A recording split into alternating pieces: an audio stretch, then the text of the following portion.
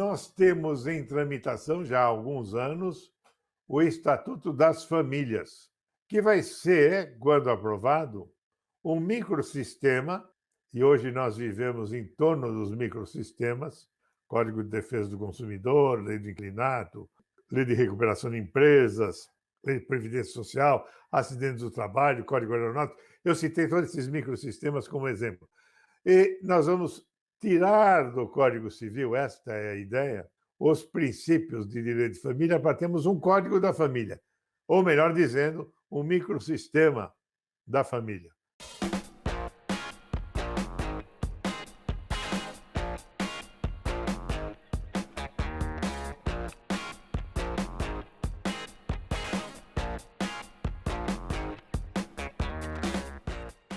Olá, pessoal.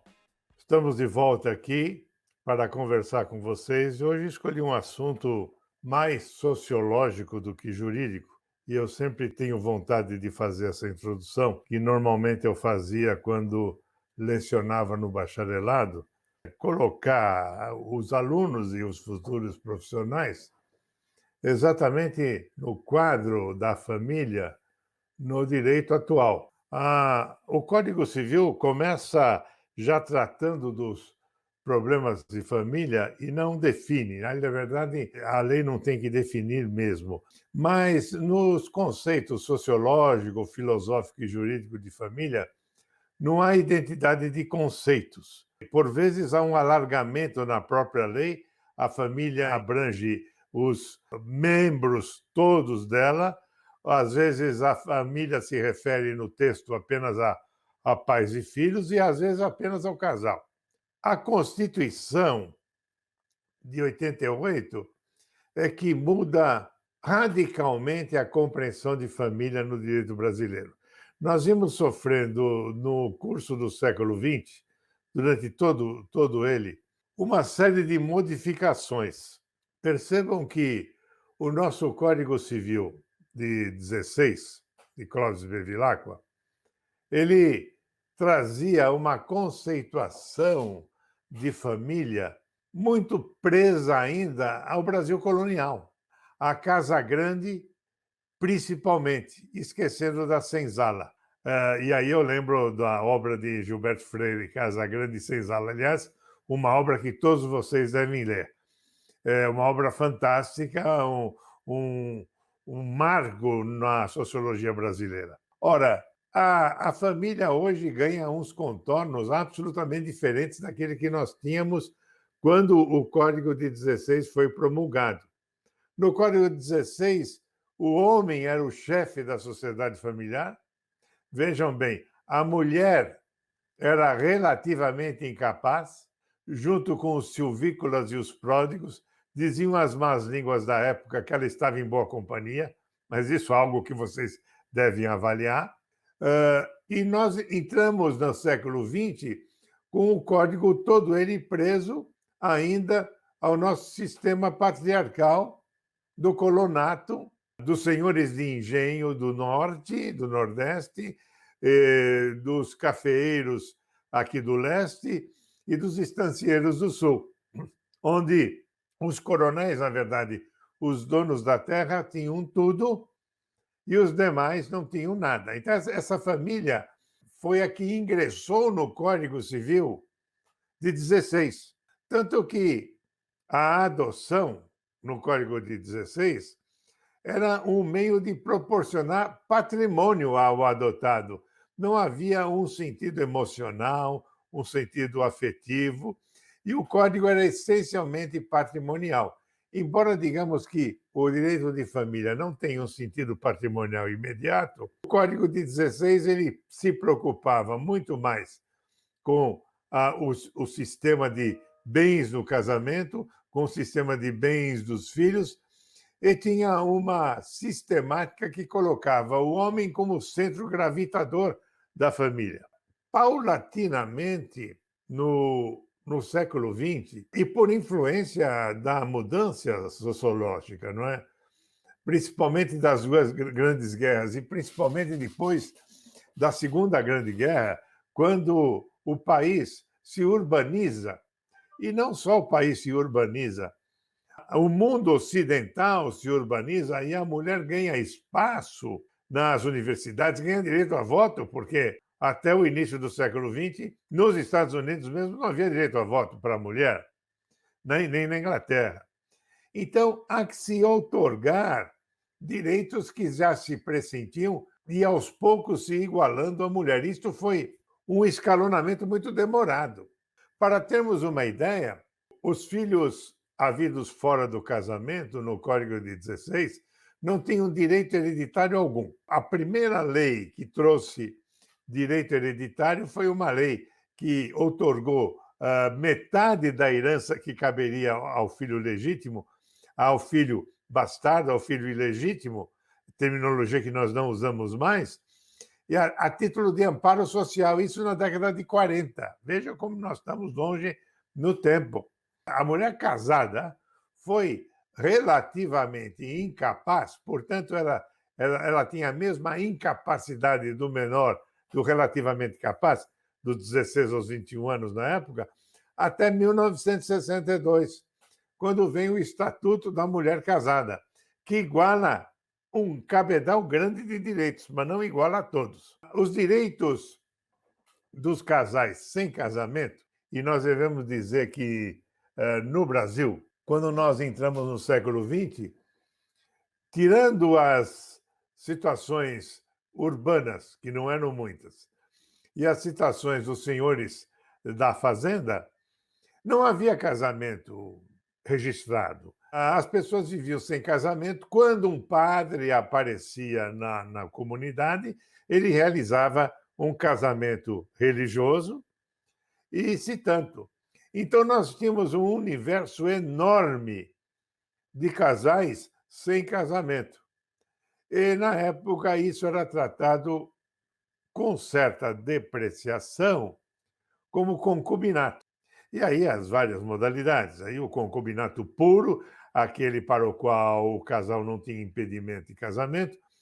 O concubinato impuro, aquele onde a pessoa casada mantinha um concubinato. As adoções foram sendo paulatinamente modificadas até chegarmos à situação atual, em que a adoção tem um cunho essencialmente emocional e sentimental, esquecendo-se da questão patrimonial. Então, o direito na história mostra que a família brasileira, que acompanha com percalços as famílias latino-americanas e as famílias ocidentais, porque as repúblicas latino-americanas foram aos poucos também se amoldando a esses direitos, mas o Brasil foi um dos últimos países a adotar o divórcio, não é? Já a aprovação da emenda constitucional do divórcio foi um trabalho profícuo, difícil e que durou muitas décadas.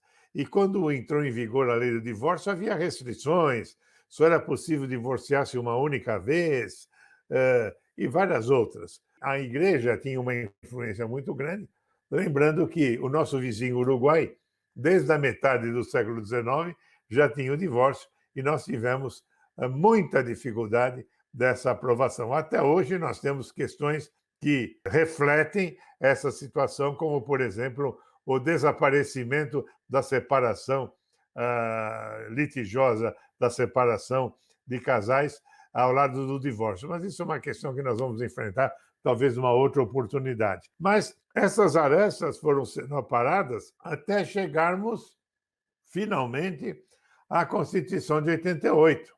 A Constituição de 88 trouxe uma série enorme de novidades no texto legal que a jurisprudência, com muita ou pouca difusão, porque a jurisprudência ela reflete julgados. Julgados não têm força de lei. Então, a questão se reflete no caso específico que está sendo julgado. E, naquela época, por exemplo, os casais sem casamento tinham uma dificuldade enorme de proteger os casais separados, principalmente a mulher, no tocante ao patrimônio, e foram sendo feitos vários estratagemas na jurisprudência para que se outorgasse alguma possibilidade de sobrevivência à mulher que se separava, porque não havia divórcio, era o desquite que rompia o casamento, mas não rompia o vínculo. Essas coisas que estavam ainda estão no Código Canônico. Agora, então nós tínhamos julgados, os primeiros julgados, na década de 30, no Brasil, começaram a outorgar à mulher separada uma indenização a título de serviços prestados. Então, ela recebia uma parte do patrimônio do marido a troco de serviços prestados. Vocês julgam como queira, o tribunal tinha que usar desse eufemismo para justificar alguma coisa.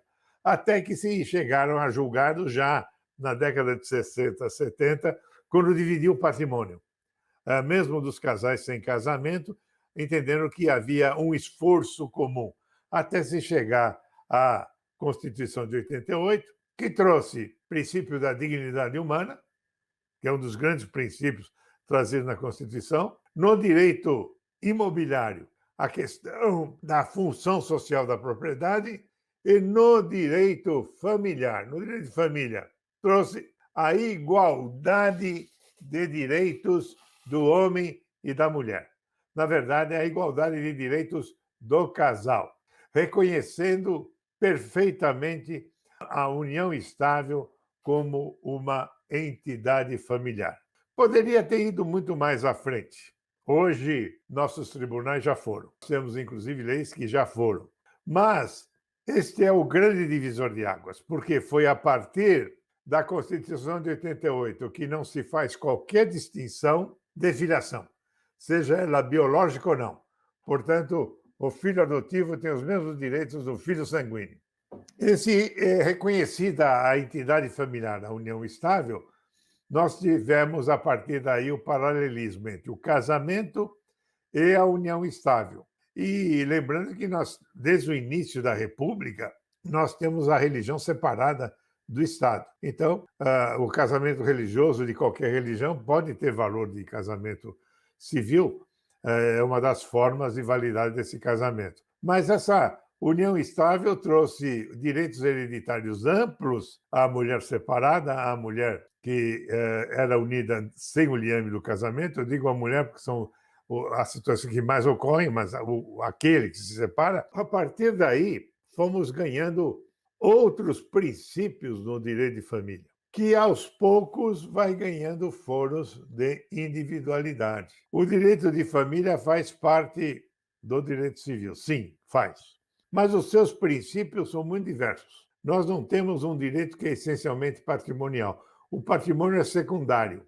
A primeira objetividade desse direito de família é o casal e os filhos. Isto é, o clã familiar. O regime de bens, direito de alimentos, faz parte do direito de família, mas não é o seu foco principal. E esses princípios de direito de família e o sistema de nulidades já se afastam totalmente dos princípios de nulidade do Código Civil, que dizem respeito ao direito das obrigações, ao direito pecuniário. E nós temos em tramitação já há alguns anos o Estatuto das Famílias, que vai ser, quando aprovado, um microsistema, e hoje nós vivemos em torno dos microsistemas, Código de Defesa do Consumidor, Lei do Inquilinato, Lei de Recuperação de Empresas, Lei de Previdência Social, Acidentes do Trabalho, Código Aeronáutico. Eu citei todos esses microsistemas como exemplo.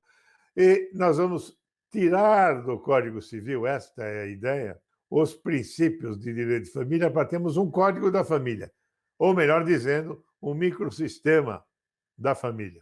E com isto nós vamos dar uma autonomia maior ao próprio direito de família.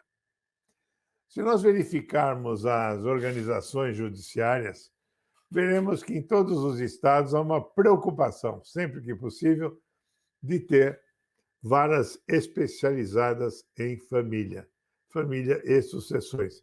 Sucessões é uma consequência do direito de família, por isso que ele está umbilicalmente ligado ao direito de família. A tendência é que, com este microsistema da família, que mais cedo ou mais tarde virá, o Estatuto ele está tendo algumas vicissitudes, algumas dificuldades, porque nós vivemos um momento político de dificuldades também, mas assim que pudermos equacioná-lo, esse Estatuto vai trazer uma efetividade maior aos princípios de família.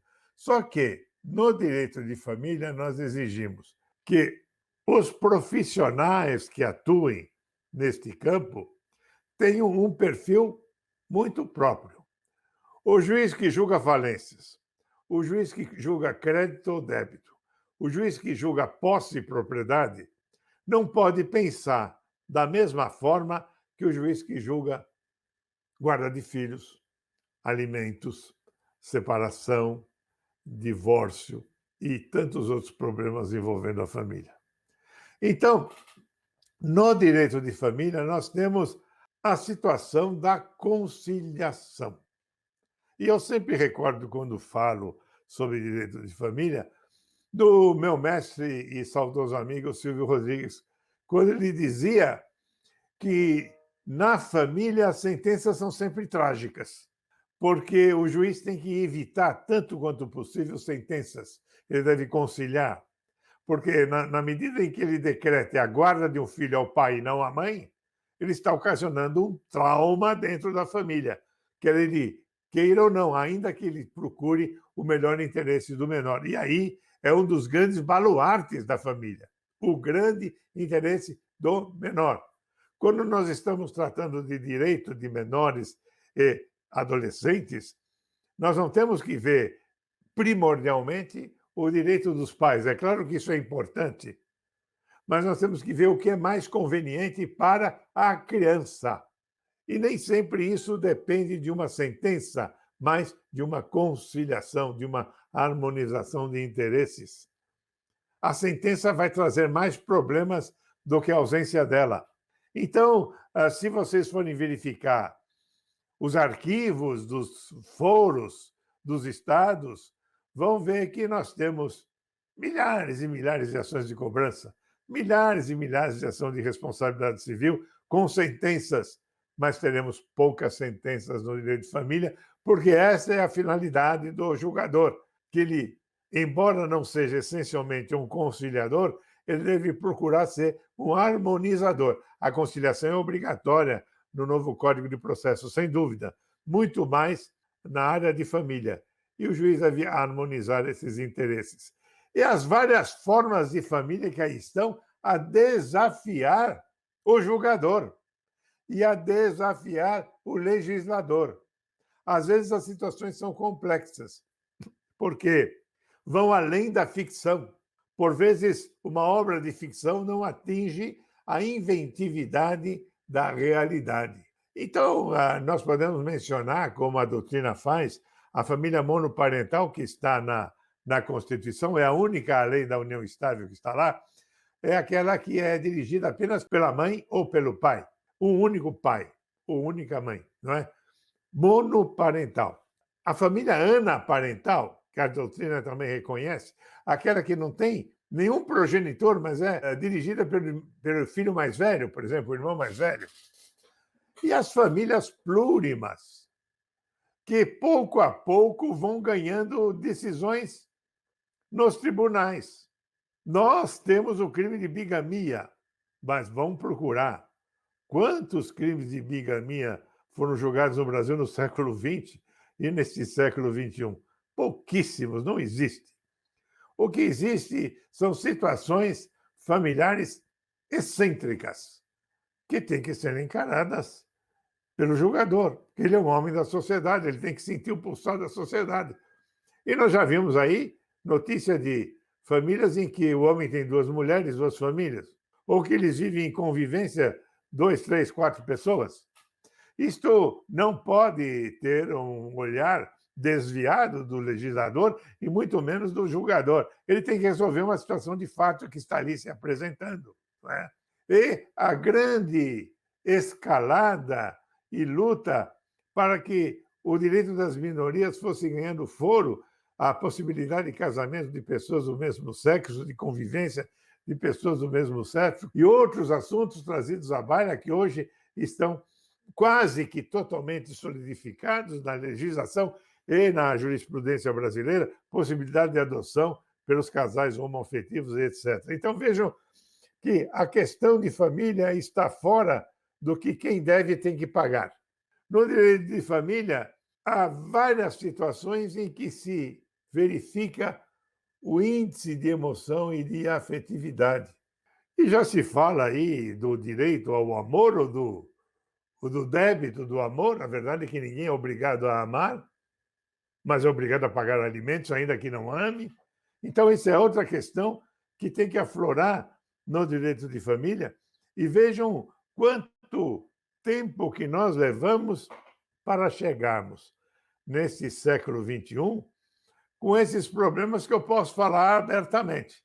Provavelmente, se eu falasse disso na década de 60, quando a televisão estava começando, não é?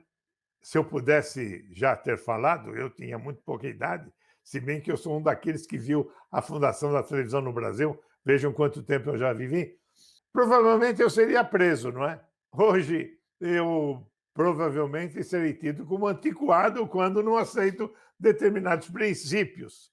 Mas a vida é assim, nós temos que viver e ir aceitando as mudanças sociais. Embora nós tenhamos uma tecnologia que avance muito, tanto que eu estou vivendo aqui com vocês esta era tecnológica. Não fosse isso, não poderia estar conversando com vocês. E sabe-se lá para onde o mundo vai com esta tecnologia cada vez mais sofisticada.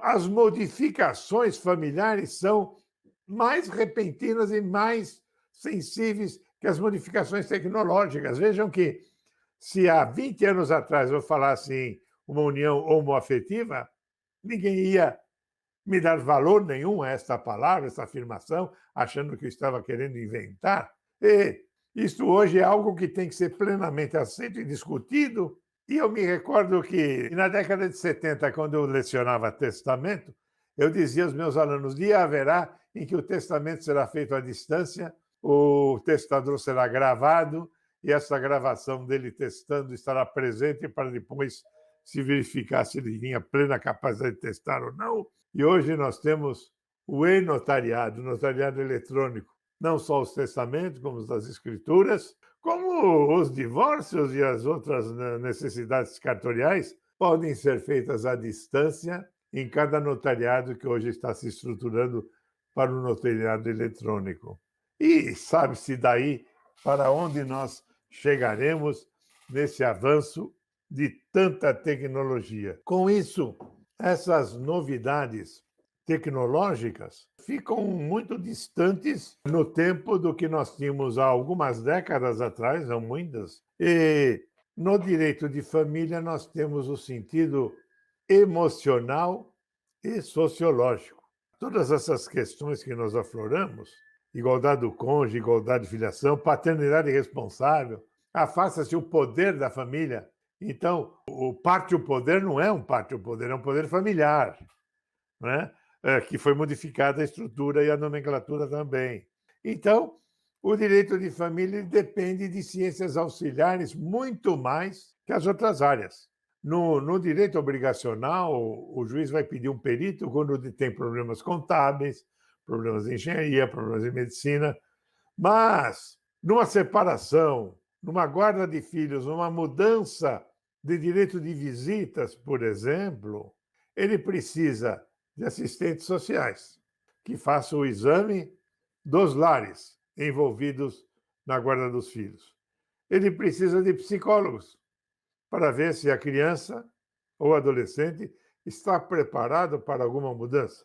E certamente, nos casos de abandono, nos casos mais graves, ele vai precisar de psiquiatras constantemente. Então, uma vara de família precisa ter esses auxiliares permanentes em torno delas. Nem sempre isso é possível, mas nós sabemos que isto é necessário, porque no direito de família a proteção à infância vem em primeiro lugar, a proteção ao jovem, né? A infância ou adolescente. E todas essas questões, elas giram em torno de um direito que é essencialmente emocional. Eu até poderia dizer espiritual, mas não quero entrar neste detalhe. Então, esta emoção, esta afetividade, ela tem que entrar dentro de cada julgado, dentro de cada decisão, dentro de cada conciliação que se faz em direito de família. Veja, então, que aqui hoje nós tratamos muito pouco de direito e muito de sociologia, porque o direito é uma ciência social, não é, meus caros? Nós somos formados, embora vocês não saibam, vocês são advogados, e aqueles que estão fazendo o curso de direito, somos formados em ciências jurídicas e sociais, porque o direito é uma ciência social. E não podemos nos desvincular em cada problema que temos, de qualquer natureza no direito, da história. Então, se nós formos hoje a avaliar uma questão familiar, dentro deste ano, dentro deste século, nós não podemos esquecer do que nos veio do século passado, do anterior e etc. Por que nós temos uma lei assim e não para o outro lado, de um lado e não do outro? Então, esta é sempre uma recomendação que eu faço, que nós, juristas, temos que ter uma amplitude de conhecimento. Muito bom quando o jurista também é um técnico, não é? Em informática, difícil, hein? É muito complicado mexer na informática. O pessoal que me ajuda aqui sabe como é difícil. Técnicos de engenharia, técnicos de administração, mas o jurista, que é essencialmente jurista, ele tem que ser um mestre em sociologia. Ele deve conhecer profundamente a sociedade em que vive. Isso é verdadeiro em qualquer campo do direito. No campo da família é absolutamente essencial. E nós temos vários Brasis. Isto é algo que nós não podemos esquecer. Um problema familiar urbano numa grande metrópole não é o mesmo problema numa área rural. E o problema numa área rural de São Paulo pode não ser o mesmo numa área rural do Amazonas, de Pernambuco, do Rio Grande do Sul, porque nós temos variantes locais. E essas variantes locais fazem parte do sentir da sociedade também. Por isso que o juiz, além de ser um homem do seu tempo, tem que ser um homem da sociedade, do seu bairro e do seu país. Voltamos a este tema em breve. Nós falamos muito de contratos, falamos muito de outros níveis de direito. De vez em quando eu sinto falta de voltar ao direito de família e trazer algumas questões que são muito mais palpáveis e sensíveis, não só ao advogado, mas a toda uma sociedade. Meus caros colegas e futuros colegas, um grande abraço a todos vocês, um abraço jurídico, não é? E mais do que tudo isso, sejam felizes. Obrigado.